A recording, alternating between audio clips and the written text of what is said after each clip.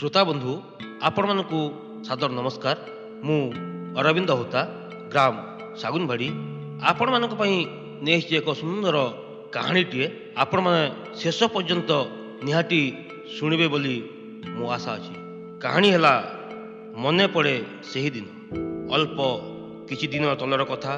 Titlagarh railway station रे मु भुवनेश्वर जीवा पई ट्रेन को अपेक्षा करथाय। सेही स्टेशन रे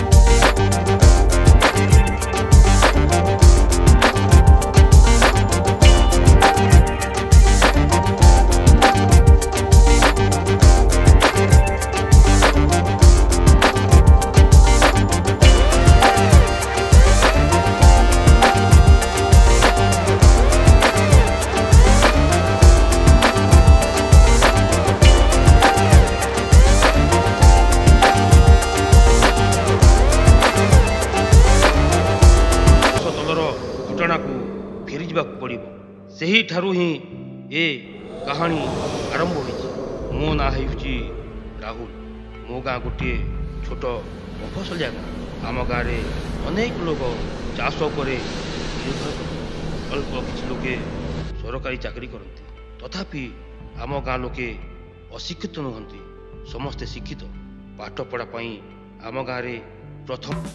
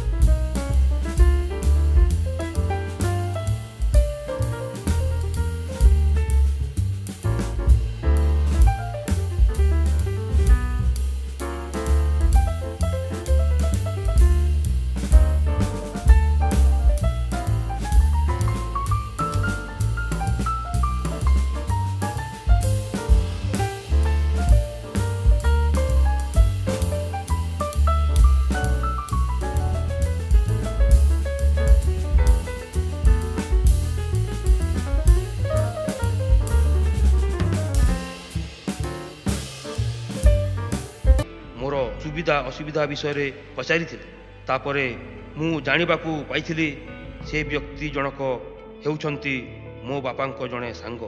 ସେହି କଲେଜର ସେ ହେଉଛନ୍ତି ଇଂରାଜୀ ସାର୍। ଏହା ପୂର୍ବରୁ ମୋ ବାପା ମୋ ବିଷୟରେ ତାଙ୍କୁ ସବୁ କଥା କହିଦେଇଥିଲେ। ତାପରେ ସେ ମୋତେ ଅଫିସ୍ ଆଡ଼କୁ ଡାକି ନେଇଥିଲେ। ସବୁ ସାର୍ ମାନଙ୍କ ସହିତ ଚିହ୍ନା ପରିଚୟ କରାଇଥିଲେ। କେତେଜଣ ମୋ କ୍ଲାସ୍ର ପିଲାମାନଙ୍କୁ ଡାକି ମୋତେ ଚିହ୍ନା ପରିଚୟ କରି ଦେଇଥିଲେ। ଧୀରେ ଧୀରେ କଲେଜ ପାଠ ଆଗକୁ ଚାଲିବା ସଙ୍ଗେ ସଙ୍ଗେ ଅନେକ ସାଙ୍ଗମାନଙ୍କୁ ମଧ୍ୟ ମୁଁ ଜାଣିପାରିଥିଲି। ଦିନକର କଥା, ମୁଁ କଲେଜ ଆସିବା ବେଳେ +3 ପଢ଼ୁଥିବା କେତେକ ଜଣ ପିଲା ମୋତେ ଅଟକାଇ ମୋତେ ସିଗାରେଟ୍ ଆଣିବା ପାଇଁ କହିଥିଲେ। ମୁଁ ମନା କରିବାରୁ ମୋତେ ସେମାନେ ବହୁତ ହଇରାଣ କରିଥିଲେ। ସେମାନେ ଗୋଟିଏ ଝିଅକୁ ଦେଖେଇ ମୋତେ କହିଥିଲେ ସେ ଝିଅ ନିକଟକୁ ଯାଇ ସେ ଝିଅର ନାଁ ହାତରେ ଲେଖି ଆଣିବା ପାଇଁ। ଏ କଥା ଶୁଣି ମୋ ଦେହରୁ ଘମ ଘମ ଝାଳ ବୋହିଗଲା। ଧୀରେ ଧୀରେ ମୁଁ ସେହି ଝିଅ ଆଡ଼କୁ ଗଲି। ସେ ପିଲାମାନେ ମୋତେ ଥଟ୍ଟା କରି ହସୁଥାନ୍ତି। ସେହି ଝିଅକୁ ଯାଇ ମୁଁ ସବୁ କଥା କହିଲି। ସେ ମୋର ଅସୁବିଧା କଥା ବୁଝିଥିଲା। କିଛି ନ କହି ସେହି ଝିଅଟି ମୋ ହାତରେ ତା ନାଁ ଲେଖିଦେଇଥିଲା। କିଛି ଦିନ ଗଲା ପରେ ମୁଁ ଜାଣିବାକୁ ପାଇଥିଲି ସେହି ଝିଅର ସ୍ୟାଣ୍ଡଲ ମାଡ଼ ଏବଂ ଗାଲି ପାଇଁ ସବୁ ପିଲାମାନେ ତାକୁ ଡରନ୍ତି। ଏପରି ସୁଖ ଦୁଃଖରେ 6 ମାସ ବିତିଗଲା। ଦିନକର ଘଟଣା, ମୁଁ କଲେଜ ଆସି ଦେଖେ ତ ସାଇକେଲ ଷ୍ଟାଣ୍ଡ ନିକଟରେ କେତେ ଜଣ ପିଲା କିଛିଟା ଖୋଜାଖୋଜି କରୁଛନ୍ତି। ସେଠାକୁ ଯାଇ ମୁଁ ଜାଣିବାକୁ ପାଇଲି ଯେ ମୋ କ୍ଲାସ୍ର ଜଣେ ଝିଅ, ତା ନାଁ ହେଉଛି ରୋମା। ତାର ଗୋଟିଏ କାନଫୁଲ ସେଠାରେ ଖସି ଯାଇଥିଲା। ସେଥିପାଇଁ ପିଲାମାନେ ପାଗଳଙ୍କ ପରି ସେହି କାନଫୁଲକୁ ଖୋଜୁଥିଲେ। କାହିଁକି ନ ଖୋଜିବେ? ସେ ଝିଅଟି ଅତ୍ୟନ୍ତ ସୁନ୍ଦରୀ ଥିଲା। ସେଥିପାଇଁ ସେ କଲେଜ କୁଇନ୍ ଉପାଧି ପାଇଥିଲା। ସେଥିପାଇଁ ସବୁ ପିଲା ତା ଦିବାନା। ତା ପାଇଁ କଷ୍ଟ ନ କଲେ ତାଠାରୁ ପ୍ରଶଂସା ପାଇବେ କେମିତି? ସମସ୍ତେ ସେହି କାନଫୁଲକୁ ଖୋଜାଖୋଜି କରି ବିଫଳ ହୋଇଗଲେ। ତାର ଆର ଦିନ ସାଇକେଲ ଷ୍ଟାଣ୍ଡ ନିକଟରେ ଗୋଟିଏ ପଥର ଉପରେ ମୋ ଗୋଡ଼ ବାଡ଼େଇ ହୋଇଥିଲା। ମୁଁ ରାଗି ଯାଇ ସେହି ପଥରକୁ ଫିଙ୍ଗିବା ପାଇଁ ଯେମିତି ଉଠାଇଛି, ସେ ପଥର ତଳେ ସେହି କାନଫୁଲ ଥିଲା। ସେହି କାନଫୁଲକୁ ନେଇ କ୍ଲାସ୍କୁ ଗଲି। ସେଦିନ ପାଇଁ ସେ ଝିଅ କ୍ଲାସ୍ ଆସିନଥିଲା। ସେହି କାନଫୁଲ ତାକୁ ଦେବା ପାଇଁ ମୋ ପାଖରେ ସାଇତି ରଖିଥାଏ। 2-3 ଦିନ ଗଲା ପରେ ସେହି ଝିଅ କଲେଜ ଆସିଲା। ସେହି ଝିଅକୁ ସେହି କାନଫୁଲ ନେଇ ଦେଇଥିଲି। ସେ ବହୁତ ଖୁସି ହୋଇଗଲା ଏବଂ ମୋ ହାତକୁ ଧରି କୁଣ୍ଡେଇ ପକାଇଲା। ଏସବୁ ଆମ ଇଂରାଜୀ ସାର୍ ଦେଖୁଥିଲେ। ମୁଁ ସେଦିନ ବହୁତ ଡରି ଯାଇଥିଲି। କାଳେ ସାର୍ ବାପାଙ୍କ ଠାରେ ସବୁ କଥା କହିଦେବେ। ସେଦିନଠାରୁ ସେହି ଝିଅ ମୋତେ ଦେଖିଲା ମାତ୍ରେ ହସିଦିଏ। ନୋଟ୍ ନେବା ବାହାନାରେ ମୋ ସହିତ କଥା ହେବା ପାଇଁ ଚେଷ୍ଟା କରେ। ପରୋକ୍ଷ ଭାବରେ ସେ ମୋତେ ଅନେକ କଥା କହେ।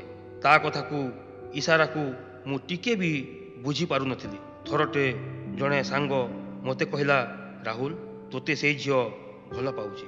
ଭଲ ପାଇଲେ କ'ଣ ହୁଏ ମୁଁ ଜାଣିପାରୁନଥାଏ। ଏଭଳି ଜଣା ଅଜଣାରେ +2 ପ୍ରଥମ ବର୍ଷ ଶେଷ ହୋଇଗଲା। ଖରା ଛୁଟିରେ ମୁଁ ଘରକୁ ଚାଲି ଆସିଲି। 2 ମାସ ଗଲା ପରେ ପୁଣି ମୁଁ କଲେଜକୁ ଗଲି। ମୁଁ ସାଙ୍ଗମାନଙ୍କ ସାଥିରେ କ୍ଲାସ୍ ହଲରେ ବସୁଥିବା ସମୟରେ ମୋ ମୁଣ୍ଡରେ ଗୋଟିଏ କାଗଜ ଠୁଙ୍ଗାଟିଏ ଆସି ବାଡ଼େଇ ହେଲା। ମୁଁ ପଛକୁ ଦେଖେ ତ ସେହି ଝିଅଟି ମୋତେ ଚାହିଁ ହାୟ କହିଲା। ତା ଉତ୍ତରରେ ମୁଁ ତାକୁ ବାଏ କହି ସେହି କାଗଜ ଠୁଙ୍ଗାକୁ ଧରି କ୍ଲାସ୍ ହଲରେ ପଶିଗଲି। ସେହି କାଗଜ ଠୁଙ୍ଗାକୁ ଖୋଲି ଦେଖିଲି ତ ସେଥିରେ ଲେଖାଥିଲା, ଆଇ ଲଭ୍ ୟୁ ଓ ରାହୁଲ ପ୍ଲସ୍ ରୋମା। ମୁଁ ରାଗି ଯାଇ ସେହି କାଗଜକୁ ଚିରି ପକାଇଲି। ସେହି ଝିଅର ସେହି କାର୍ଯ୍ୟକଳାପକୁ ମୁଁ ବୁଝିପାରୁନଥାଏ। ସେହି ଝିଅ ସବୁବେଳେ ଥଟ୍ଟା ମଜା କରି ମୋତେ ରଗାଇ ଦେଉଥିଲା। ଏହି ଦୃଶ୍ୟ ଦେଖି ମୋ ସାଙ୍ଗମାନେ ଖୁସି ଅନୁଭବ କରୁଥିଲେ। ଏଭଳି କେତେ ଦିନ ବିତିଗଲା। ମୁଁ ଇଂରାଜୀ ଟ୍ୟୁସନ୍ ପଢ଼ିବା ପାଇଁ ନିଷ୍ପତ୍ତି ନେଲି। ରୋମା ମଧ୍ୟ ସେହି ସାର୍ଙ୍କ ଠାରେ ଟ୍ୟୁସନ୍ ପଢ଼ିଲା। ସେ ଝିଅ ବେଳେ ବେଳେ କ୍ଲାସ୍ ନୋଟ୍ ନେବାକୁ ମୋ ବସାକୁ ଚାଲି ଆସେ। ଥରୁଟିଏ ସବୁ ସାଙ୍ଗ ମିଶି ବସ୍ଟିଏ ଭଡ଼ା କରି ପିକନିକ୍ ପାଇଁ ଗଲୁ। ସେହି ଝିଅଟି ଜିଦି କରି ମୋ ସିଟ୍ରେ ବସି ପଡ଼ିଲା। ଗଲାବେଳେ ତା ମନର କଥା ସବୁ ମୋତେ କହିଲା। ସେ ମୋତେ ବାହା ହେବା ପାଇଁ କହିଲା। ତା କଥାକୁ ସିଧାସଳଖ ମୁଁ ମନା କରିଦେଇଥିଲି, କାରଣ ମୋ ଘର ପ୍ରତି ମୋ ଡର ଥିଲା। ମୋ କଥା ଶୁଣି ସେ କାନ୍ଦି ପକାଇଥିଲା। ମୁଁ ଅନ୍ୟ ମନସ୍କ ହୋଇ ବସି ପଡ଼ିଲି। ଯେତେବେଳେ ମୁଁ ତା ଆଡ଼କୁ ଚାହିଁଲି ତ ତା ହାତରେ ରକ୍ତ ବୋହି ଯାଉଛି। ତା କାରଣ ହେଲା ସେ ଗୋଟିଏ ପିନ୍ କଣ୍ଟା ସାହାଯ୍ୟରେ ତା ହାତରେ ମୋ ନାଁ ଲେଖିଦେଇଛି। ସେ ଦୃଶ୍ୟ ଦେଖି ମୋର ହୃଦୟ ସମ୍ପୂର୍ଣ୍ଣ ଭାବରେ ତରଳି ଯାଇଥିଲା। ସେଦିନଠାରୁ ତା ମୋ ସମ୍ପର୍କ ନିବିଡ଼ ହେବାରେ ଲାଗିଲା। ତାକୁ ଟିକେ ନ ଦେଖିଲେ ରହି ହେଉନଥିଲା। ସେବେଠୁ ମୁଁ ବୁଝିପାରିଥିଲି ପ୍ରେମର ମାନେ କ'ଣ। ସବୁବେଳେ ସେ ଝିଅ ମୋ ଆଖି ଆଗରେ ନାଚି ଯାଉଥାଏ। ମୁଁ ତାକୁ ଭାବି ଭାବି ଭଲ ଭାବରେ ଶୋଇ ପାରୁନଥିଲି। ଥରୁଟିଏ ସେ ମୋତେ ତା ଘରକୁ ଯିବା ପାଇଁ କହିଲା। ଯାଇ ଦେଖେ ତ ସେ ଏକୁଟିଆ ଥିଲା, ଆଉ କେହି ନଥିଲେ। ମୁଁ ତାକୁ ପଚାରିଲି ବାପା ମା କୁଆଡ଼େ ଗଲେ ବୋଲି। ସେ କହିଲା ସେମାନେ ବାହାଘର ଯାଇଛନ୍ତି। ସେଠାରେ ଆମେ ଦୁହେଁ ବହୁତ ସମୟ କଟିଲୁ। ସେଠାରେ ସେ ମୋ ସହିତ ବାହା ହେବ ବୋଲି ବାଧ୍ୟ କରିଥିଲା। ମୁଁ ପରେ ବିଚାର କରିବି ବୋଲି ସେଠାରୁ ଚାଲି ଆସିଥିଲି। ଆମ ଦୁହିଁଙ୍କ ପ୍ରେମ କାହାଣୀ କଲେଜରେ ସମସ୍ତେ ଜାଣିଯାଇଥିଲେ। ତାହା କଲେଜର ଚର୍ଚ୍ଚାର ବିଷୟ ହୋଇଯାଇଥିଲା। ଏହା ଦେଖି ମୋ ସାଙ୍ଗମାନେ ମୋତେ ଈର୍ଷା କରୁଥିଲେ। ଈର୍ଷା ନ କରିବେ କାହିଁକି? ମୁଁ ପରେ ସେ ଝିଅକୁ ଭଲ ପାଉଥିଲି, ଯାହା ପଛରେ କି କଲେଜର ସବୁ ପିଲା ପିଛା ପଡ଼ିଥିଲେ। ସେ ଝିଅ ଅକଳନୀୟ ସୌନ୍ଦର୍ଯ୍ୟରେ ଭରା, ଗୋଟିଏ ଚାଲରେ ଗଢ଼ା। ତା ମୁହଁ ଯେମିତି ଲାଗୁଥିଲା ପୂର୍ଣ୍ଣମୀ ଜହ୍ନ ପରି। ତା ଆଖି ଦୁଇଟି ପଦ୍ମ ଫୁଲରେ ବସିଥିବା ଭଅଁର ଭଳି ଦିଶୁଥିଲା। ତା କେଶ ସତେ ଯେମିତି ଲାଗୁଥିଲା ମୟୂରର ପୁଚ୍ଛ ପରିକା। ସବୁ ସମୟରେ ସେହି ରୂପ ମୋ ଆଗରେ ଝଲସି ଉଠୁଥିଲା। ଥରଟେ ଗୋଟିଏ ପିଲା ଆସି ମୋତେ କହିଲା ରୋମାକୁ କାଲେ ସେ ଭଲ ପାଉଛି। ତା ରାସ୍ତାରୁ ମୋତେ ହଟିଯିବାକୁ କହିଲା। ନ ହଟିଲେ ସେ ମୋତେ ଜୀବନରୁ ମାରିଦେବ ବୋଲି କହିଲା। ମୁଁ ତା କଥାରେ ସମ୍ପୂର୍ଣ୍ଣ ଡରି ଯାଇଥିଲି। ମୁଁ ତାପରେ ନିଷ୍ପତ୍ତି ନେଲି ସେ ଝିଅ ପାଖରେ ଏମିତି ନାଟକ କରିବି ତାକୁ ଦେଖି ସେ ମୋତେ ଘୃଣା କରିବ। ଏସବୁ କଥା ସେ କୌଣସି ମତେ ଜାଣିଯାଇଥିଲା। ଦିନେ ମୁଁ ତା ସାମ୍ନାରେ ସିଗାରେଟଟିଏ ଟାଣୁଥାଏ।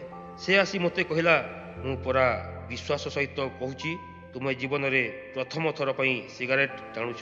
ତୁମ ଷ୍ଟାଇଲରୁ ମୁଁ ଜାଣିପାରୁଛି ତୁମେ ଯେତେ ଚେଷ୍ଟା କଲେ ବି ମୋ ଠାରୁ ଅଲଗା ହୋଇପାରିବ ନାହିଁ। ତା ମନରେ ମୋ ପ୍ରତି ଘୃଣା ଜାଗୃତ କରିବା ପାଇଁ ଅନେକ ଚେଷ୍ଟା କରିଥିଲି। ସବୁତକ ଚେଷ୍ଟା ତା ପାଖରେ ବିଫଳ ହୋଇଯାଇଥିଲା। ମୁଁ ତା ନିକଟରେ ସମ୍ପୂର୍ଣ୍ଣ ଭାବରେ ହାରିଯାଇଥିଲି। +2 ପରୀକ୍ଷା ସରିଲା ପରେ ସେ ଝିଅର ବାପା ଅନ୍ୟ ସହରକୁ ବଦଳି ହୋଇଯିବାରୁ ତାଙ୍କ ପରିବାର ଧରି ଚାଲି ଯାଇଥିଲେ। ମୋ ଜୀବନରେ ସେଦିନ ସବୁଠୁ ବଡ଼ ଦୁଃଖର ଦିନ ହୋଇଥିଲା। ତାକୁ ଝୁରି ଝୁରି ମୋ ଦିନ ବିତି ଯାଉଥାଏ। ଥରୁଟିଏ ମୋ ପାଖକୁ ଗୋଟିଏ ଚିଠି ଆସିଲା। ସେଇ ଚିଠିକୁ ଫାଡ଼ିକି ଦେଖେ ତ ସେଇ ଝିଅର ଚିଠି। ମୁଁ ଚିଠି ପାଇ ବହୁତ ଖୁସି ହୋଇଯାଇଥିଲି। ସେଇ ଚିଠିରେ ସେ ଝିଅର ସମ୍ପୂର୍ଣ୍ଣ ଠିକଣା ଏବଂ ଫୋନ୍ ନମ୍ବର ମଧ୍ୟ ଥିଲା। ସେଦିନଠୁ ଫୋନ୍ରେ ତା ମୋର କଥାବାର୍ତ୍ତା ଚାଲେ। ହଠାତ୍ ଦିନେ ସେ କାନ୍ଦି କାନ୍ଦି ମୋତେ କୁହେ ଦୟାକରି ତୁମେ ମୋତେ ଏଠୁ ନେଇଯାଅ। ଆମ ଘର ଲୋକେ ଆଉ ଜଣେ ପିଲା ସହିତ ମୋ ବାହାଘର କରିଦେବେ। ଏ କଥା ଶୁଣି ମୋ ମୁଣ୍ଡରେ ବୋଝ ପଡ଼ିଲା ପରି ଲାଗିଲା। ମୁଁ ତାକୁ ପଚାରିଲି ସେ ପୁଅ କ'ଣ କରେ ଓ ତାର ପରିବାର କେମିତିକା। ସେ ଉତ୍ତର ଦେଇଥିଲା ସେ ପୁଅ ବ୍ୟାଙ୍କରେ ଚାକିରି କରେ। ତାର ପରିବାର ମଧ୍ୟ ଭଲ, କିନ୍ତୁ ମୁଁ କେବଳ ତୁମକୁ ହିଁ ବାହା ହେବି, ତାକୁ ହେବିନି। ତା କଥା ଶୁଣି ମୁଁ ଫୋନ୍ ରଖିଦେଇଥିଲି। ସେଦିନ ରାତିରେ ଅନେକ ଭାବନା ମୋ ମନରେ ଉଙ୍କି ମାରୁଥାଏ। ମୁଁ ଭାବୁଥାଏ +3 ଦ୍ୱିତୀୟ ବର୍ଷରେ କ'ଣ ମୋତେ ଘରେ ବାହା କରିଦେବେ। ବିନା ଚାକିରିରେ ମୁଁ କ'ଣ ସେ ଝିଅକୁ ସୁଖରେ ରଖିପାରିବି? ମୁଁ ଯଦି ତାକୁ ବାହା ହେବାକୁ ମନା କରିଦିଏ ସେ କ'ଣ ମୋତେ କ୍ଷମା କରିଦେବ? ଏ କଥା ଭାବି ଭାବି ମୁଁ ସମ୍ପୂର୍ଣ୍ଣ ଭାଙ୍ଗି ପଡ଼ିଥାଏ। ମୁଁ ଭାବିଲି ମୋ ଅପେକ୍ଷା ସେହି ଚାକିରିଆ ବର ତା ପାଇଁ ଉପଯୁକ୍ତ।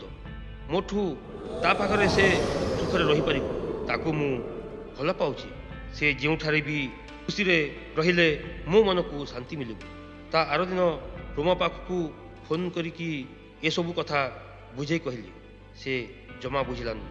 ତାପରେ ମୁଁ ମୋର ପ୍ରେମର ରାଣ ପକାଇ ତାକୁ ସେହି ପିଲା ସହିତ ବାହା ହେବା ପାଇଁ ବାଧ୍ୟ କରିଥିଲି। ସେ କାନ୍ଦି ଦେଇ ଫୋନ୍ ରଖିଦେଇଥିଲା।